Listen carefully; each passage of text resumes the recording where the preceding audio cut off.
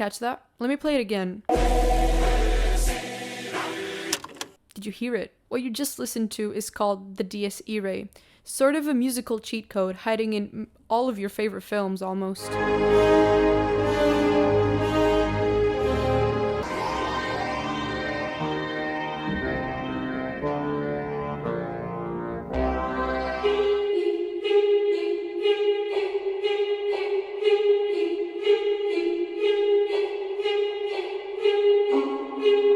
Even this summer's breakout movie.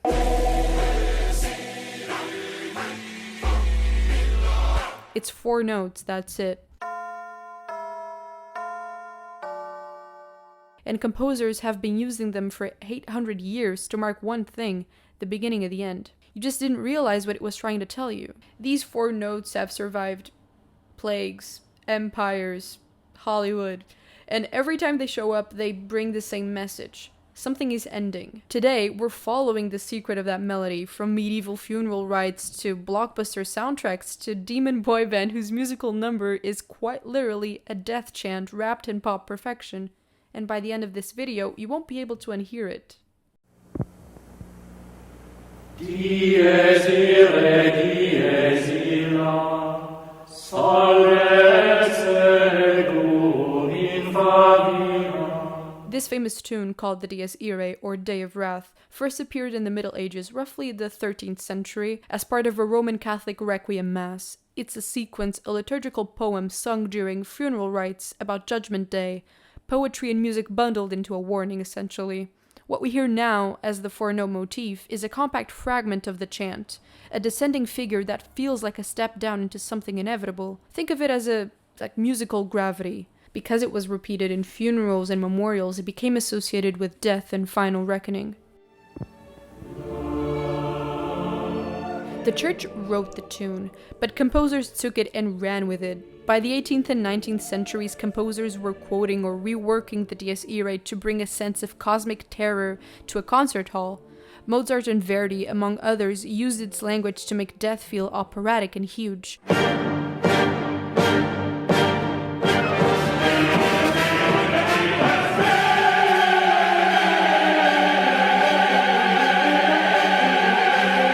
Hector Berlioz later used the motif in Symphonie Fantastique, helping cement the chant's afterlife as a signifier of doom in instrumental music.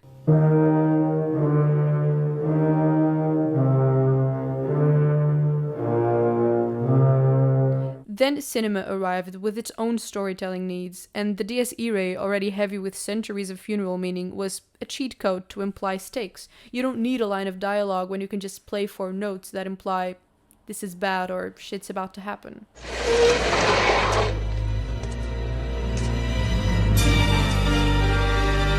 Directors and composers have used this motif in films as different as It's a Wonderful Life, The Shining, Star Wars, and The Lion King. Because the music carries a pre-built emotional history, your brain instantly registers a shift in the narrative, usually a negative one.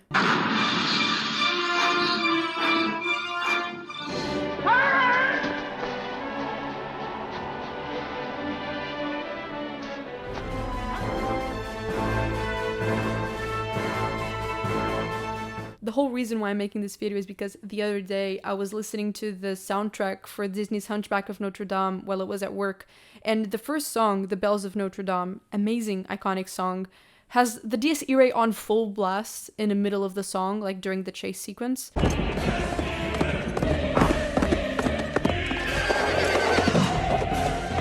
And I was reminded of K-pop Demon Hunters because the song Your Idol also has the Dies Irae, like it's one of the first lines of the song. And now here we are. Quick note, the Dies Irae can be used in a couple of different ways. Like you have the literal chant, like in Hunchback of Notre Dame or K-pop Demon Hunters, but you can also have the motif, which would just be the 4 notes, like in Star Wars or Lord of the Rings, and that often can go a little more unnoticed to the untrained eye. Here's the funny part. A tune born in a prayer book also ends up in your phone as a meme. The same motif shows up in slapstick and online irony.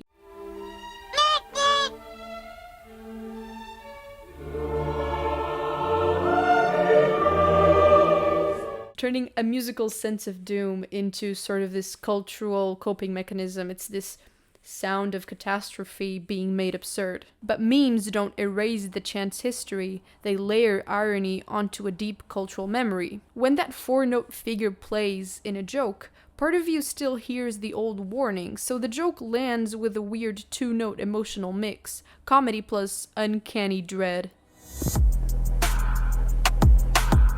Which brings us back to K-pop Demon Hunters, the film that took over the summer and honestly all of my algorithms. One of its many breakout songs, Your Idol, opens on a chant-like phrase that is quite literally the Dies Irae. Not the movie version, the actual song version, because they cut it down for the film. The original song is 30-something minutes long. They cut it down to 2 minutes for the film, so they cut the beginning part, but the first chant of the song, the full song, is the Dies Irae.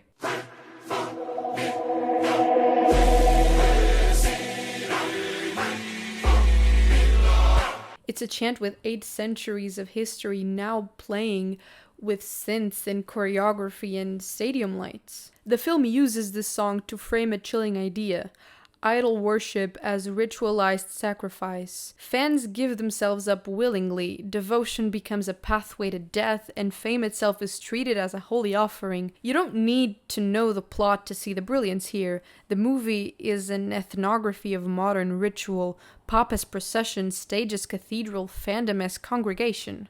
And the band performing it, the Saja Boys, are literal demons. The Dies Irae doesn't just signal doom metaphorically here, it's signaling fans' inevitable fate, leading them into what the lyrics describe as salvation through assimilation, into getting their souls consumed. The lyrics are saturated with religious imagery. The audience isn't passive, they're participants in a ritualized day of reckoning. The word Saja is more than lion in Korean folklore. It's reminiscent of the Jungsung Saja, the Grim Reaper. In Korean folklore, a Jungsung Saja is a messenger from the afterlife, and they literally look like one. Wearing crop tops and jewelry, but still. Every movement, every note, every fan chant echoes this dual identity: lion, reaper, predator. Musicologists would call this a perfect alignment of sound, text, and a ritual gesture. The Dies Irae isn't just playing, it's acting, performing centuries of dread in real time. Here, the Dies Irae is still being performed at a funeral. You're just not dead yet, and you don't realize it's your funeral until it's too late. And that's why this moment is extraordinary. Centuries of association with judgment and the end of the world now plays out literally on a pop stage for millions of fans. The ancient sound of doom fits the scene, even with the neon lights and choreography. This is ritualized death made spectacle. Worship, performances, terror, all simultaneously. It works because the melody is too effective at signaling doom. 8 centuries of cultural conditioning have taught audiences to recognize this as the sound of doom, and now that doom is being performed, ritualized, and incredibly literal. So why does a 4-note figure still make our bodies tense? 2 things: musical grammar and cultural memory. Musically, descending lines and minor leaning intervals cue sadness and finality in many Western listeners. Things that are processed very quickly in our auditory system. Culturally, rituals repeat the same sounds in the same contexts.